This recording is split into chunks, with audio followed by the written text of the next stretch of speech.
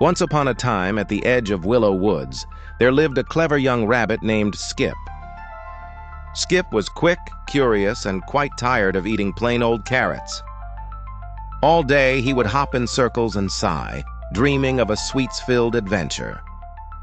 One sunny morning, as Skip nibbled a tasteless carrot, he heard whispers of a magical place, Marshmallow Forest, where everything was sugary and bouncy and rabbits could nibble all kinds of treats. Skip's nose twitched with excitement. He scampered along the forest's edge until his whiskers brushed a hidden archway made of glittering spun sugar. With a brave hop, Skip pushed through, stepping into a land no rabbit had ever truly seen. In the Marshmallow Forest, the ground gave a gentle, squishy squish beneath his paws. Every step was like walking on a cloud of soft, marshmallowy pillows. Candy cane trees twisted skyward, swaying gently in a breeze that smelled of sweet vanilla. Skip quickly noticed that the ground was so bouncy he had to hop non-stop to avoid sinking. He bounced, giggled, and bounced again, a blur of fluffy white tail and long, soft ears. Suddenly, Skip heard a tiny, frantic cry. Ahead, a sugar fairy named Pipette was stuck fast to a giant lollipop tree. Her delicate wings fluttered, but she was glued tight by a sticky brown mess. "Help! I'm stuck in a puddle of molasses drip!" she squeaked. Skip hurried over. Pipette, wide-eyed and sparkly, explained between sniffles, "The gooey crystal which keeps the forest yummy and bright has been stolen by Crumble Bear. Without it, the forest will lose all its sweetness." She wiggled her toes, still stuck. Skip noticed the molasses trail, thick and gloopy, a clue left by the thief. Using a crunchy, rough pretzel stick, Skip carefully pried Pipette free, unsticking her from the tree with gentle, clever paws. Pipette led Skip to Chocolate Ridge, where the molasses trail ended. The ridge crumbled at the edges, and a huge gap split the sweet hillside. "We'll never cross," Pipette moaned.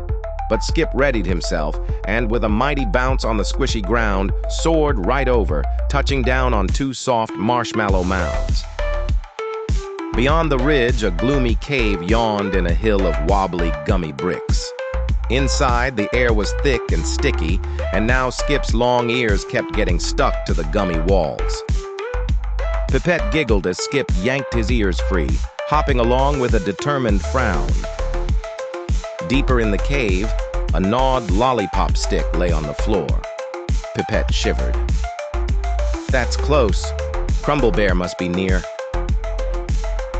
Just ahead, a large, dusty bear grumbled to himself, clutching the gooey crystal and whacking it with a spoon. "Grr! Why won't this thing give me more honey?" The bear spotted Skip and Pipette, and with a roar, hurled sharp, hard candy shards their way. They dove behind a wobbly, gummy pillar.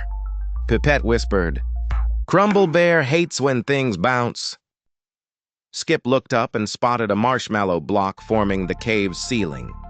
Thinking fast, he began to thump his powerful rabbit legs, sending shivers of bouncing energy up through the sugary floor. Suddenly, the entire cave began to bounce and wobble, shaking so fiercely that candy rained from the roof. Crumble Bear clamped his paws over his ears, groaning in dizzy confusion.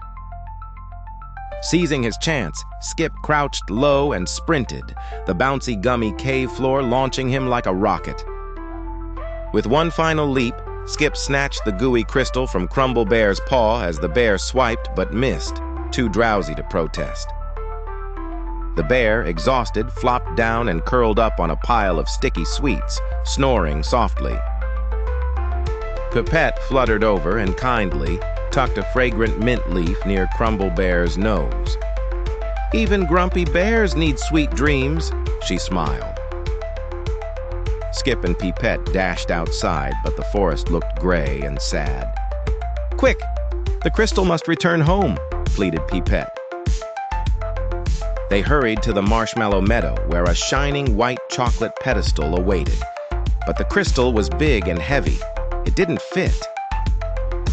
Skip huffed, braced his strong feet and pushed, grunting and wriggling until, click, the gooey crystal slotted in perfectly.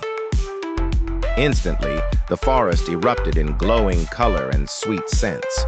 All around them, candy cane trees blossomed and the sky twinkled rainbow bright.